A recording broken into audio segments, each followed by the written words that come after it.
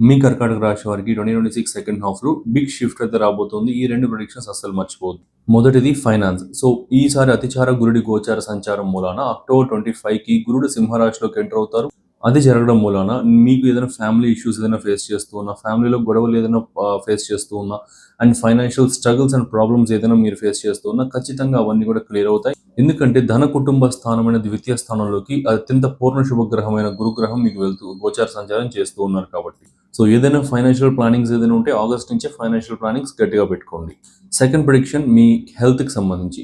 So December 5th నుండి రాహుకేతువుల గోచార సంచారాలు జరగడం వల్ల కేతు మీ జన్మ రాశిలోకి రావడం మూలన యాంగ్జైటీ ఇష్యూస్ అనేది ఎక్కువ వస్తుంది.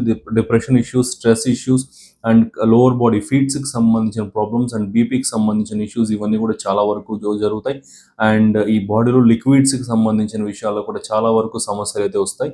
సో హెల్త్ పరంగా చాలా జాగ్రత్తలు తీసుకోండి. అండ్ కుక్కలకి ఆహారం ఎక్కువగా పెడుతూ ఉండండి. కుక్కలకి, చేపలకి ఆహారం ఎక్కువగా పెట్టడానికి ప్రయత్నించండి.